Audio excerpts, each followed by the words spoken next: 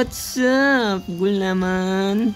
Alright, weekly update natin ngayon, no? So, pakita ko lang yung mga nagbago sa ating item. Siyempre, unahin natin dyan ang weapon.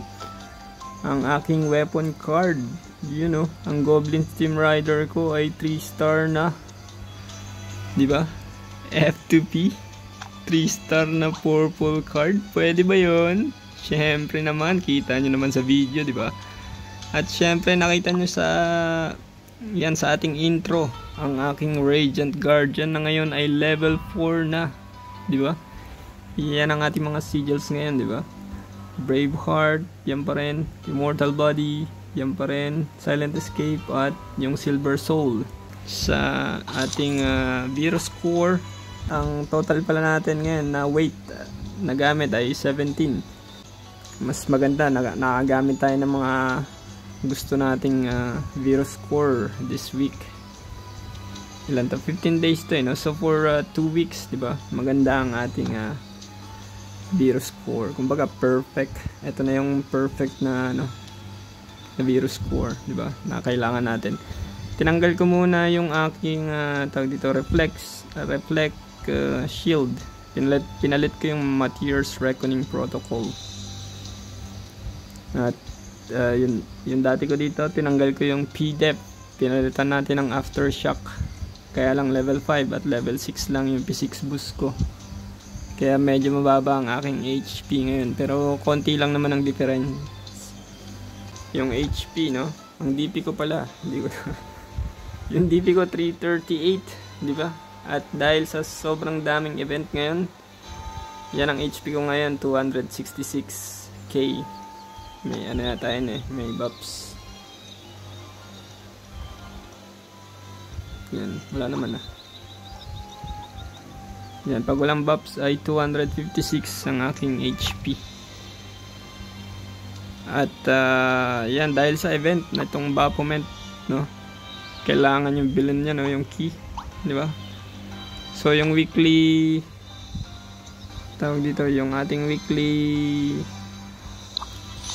diamonds, no, imbis na ipambili natin ng mga kailangan natin sa diamond shop, di ba? Unahin muna natin yung ano, event, di ba? Bilhin niyo yung secret key, di ba? 27 na lang natira.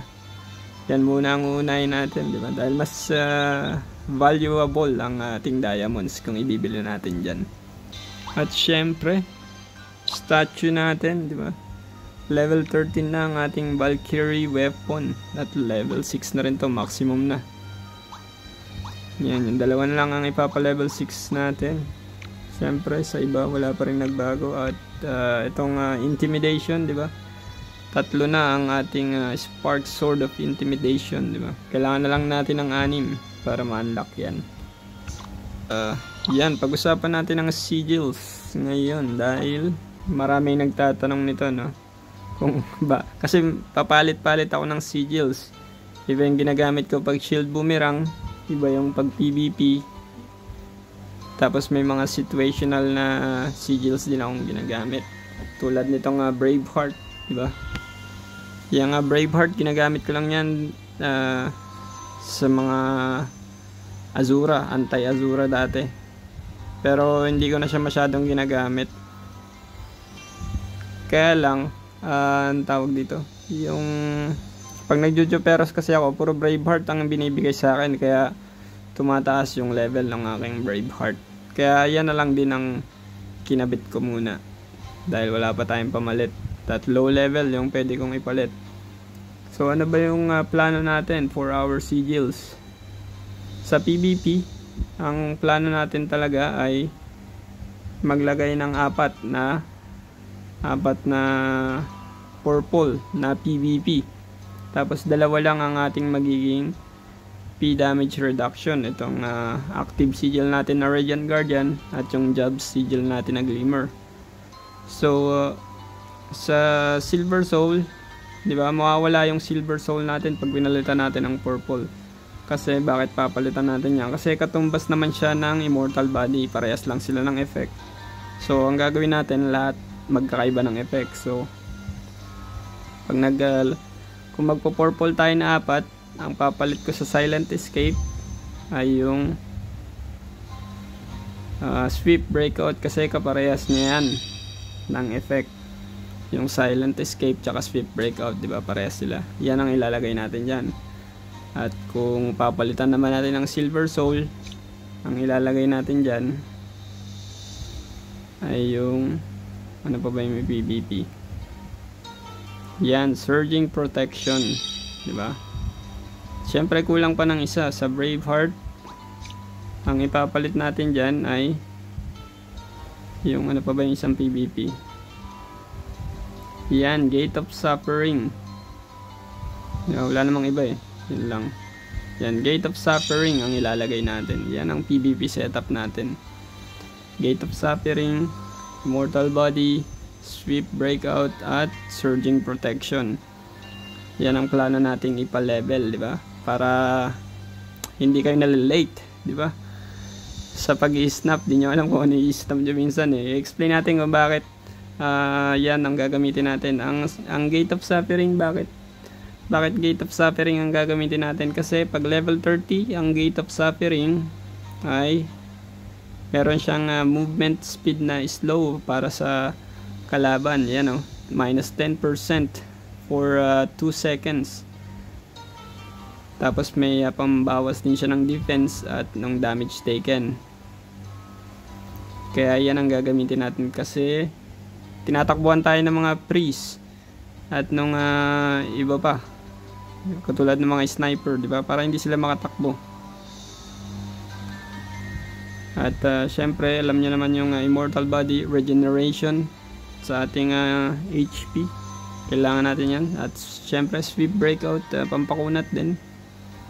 At yung Surging Protection na pampakunat din. Yan ang plano natin na purple set. Kaya lang mga low level pa sila, kaya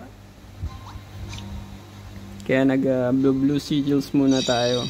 Pero huwag kayong tawag dito, huwag kayong bumili ng maraming blue sigils. Hayaan nyo lang silang mag level 30, kasi yung reward sa Juperos ay sobra, di ba? Sobrang dami nun eh.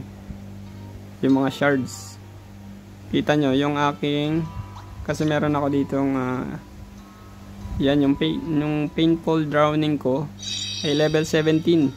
Ni minsan hindi ko yan binili, diba? Nag-upgrade na lang siya ng kusa. At yung ano pa yung isa kong blue dyan, ayan, level 19 yung unyielding ko. Etong unyielding, binili ko lang yan ng konti. Siguro 2 unyielding bumili ako, kasi gusto ko siyang i-level 10 para dun sa effect ng regeneration. Ngayon level 90 na siya, diba? Kaya hindi mo kailangan maglagay o bumili ng maraming blue sigils, kasi madali yan ma-upgrade. At pag na-upgrade yan, papalitan mo ulit ng purple. Yun lang ang reason. Kung maglalagay ka ng blue sigils, dapat 2 lang or 1. Kahit sabi mong F2P ka, di ba? At mapapalitan yan. Maliban, yung nag-rush lang kasi sa blue sigils ay yung mga kasali sa Odin Cup, kasi kailangan nila yung mag-increase ng PvP damage reduction, kaya nag-rush sila bumili ng blue sigils. Pero kung ikaw, di ba, tayong mga hindi tayo kasali, hindi natin kailangan mag-rush para dyan. Alright, sa ating feathers naman, yan ang feathers natin ngayon. Kung makikita nyo, pinalevel ko na yung aking time tier feather. Ito yung ginagamit ko pang PBE. Diba? May mga nagtatanong din kasi kung bakit kung bakit pa iba-iba tayo ng feathers, diba? Kasi may ginagamit tayo pang PvP na feathers at pang PBE. Kung pang PBE, ito lang ang setup ko sa attack feathers, at ang defense feather ko pare-pares lang. Diba? Hindi ko na yan ginagalaw ang defense feather, kasi HP yan eh. Wala naman dyan kailangan galawin. At sa attack feathers, diba, pagka attack feathers, binabawasan ko lang yung HP ko, pinapalitan ko yan ng dark. Yan ang setup ko for PvP, diba? 4 na gold or orange, ganyan. Tapos Ayan, Grace. Tapos may nagtatanong sa atin, no, kung dapat daw ba silang maglagay ng 3 purple or sa kanilang mga feathers kung hindi naman sila F2P. Ang sagot dyan ay depende sa iyong budget. Kung ikaw ay low spender, tapos hindi mo kayang i-max level lang iyong feathers, ang halimbawa ito, yung 4 golds ko ay tier 9, di ba? Kung ikaw low spender ka or casual player na nag-i-spend sa game, tapos hindi mo siya ma-level ma-level 15, ma-tier 9 yung divine feathers and nature feather, ang magandang gawin mo dyan ay maglagay din ng F2P na feathers, kasi pag hindi, matatambak lang yan sa iyong inventory for sure. Kung ginawa mong 4 na orange ang iyong feathers, kung lahat pare-parehas, panigurado ako maraming nakatambak dyan sa iyong inventory na hindi mo ginagamit. At syempre kung gagamitin mo siya, kung ilalagay mo siya sa iyong statue, ay madadagdagan ang iyong HP. At syempre kung mas mataas ang iyong HP, mas maganda ang iyong stats. At syempre tataas din ang iyong DP. Yun lang ang dahilan dyan. Magandang reason. Or kung katulad ng sinasabi ko, na depende sa iyong budget, no? Kung halimbawa kaya mong mag tier 9 ng tatlong statue, edi gawin mo 3 tier 9. At kung hindi mo naman kaya, tulad sa akin, 2 yung tier 9, diba? Di 2 lang ang gawin mo.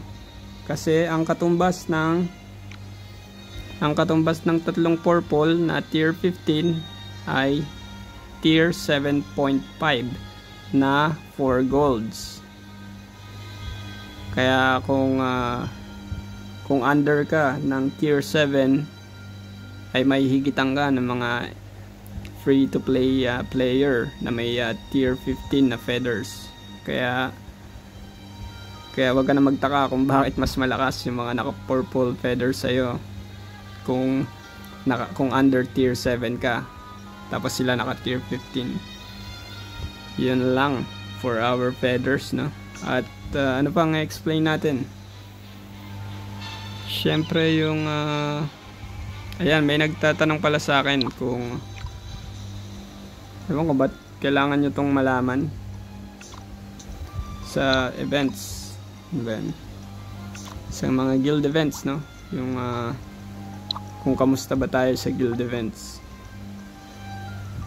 anong lagay ng ating guild events. Guild expedition lang, no? Kasi wala tayong guild ngayon, di ba? Ang yan, kung nakakailan ba tayong patay, yan 64, naka 64 tayo last time. Pero last week nag second place ako dito, nakumabot ako ng 100 kills. Pero last week kasi kahapon kasi hindi tayo naka AFK ako. Inayaan ko lang dun sa may portal. Kasi kumakain ako neto kaya ayan, 64 kills lang tayo. At pinapanood ko yung laban ng Radicals, kaya AFK tayo niyan. At ano ba? Yan, sa time space anomaly, ang kung pang ilan tayo, yan, rank 15 tayo dito sa aming guild. At ang score natin 24 million. Yan ang total DPS natin sa TSA. Yan, ang top 1 namin 63 million. Yan lang for today's video. At syempre kung ikaw ay may katanungan, pwede mo kong kontakin sa aking Discord or Facebook. At syempre wag nyo na akong i-add sa Facebook, no? Kasi walang laman ang aking Facebook. Wala tayong update dyan tungkol sa Ragnarok. So yan, pwede nyo lang ako i-chat dun. Alright, at saka syempre baka sumama lang yung loob mo kung hindi kita i-accept. Alright, kita-kits next video. Sana may natutunan kayo. Alright, bye-bye!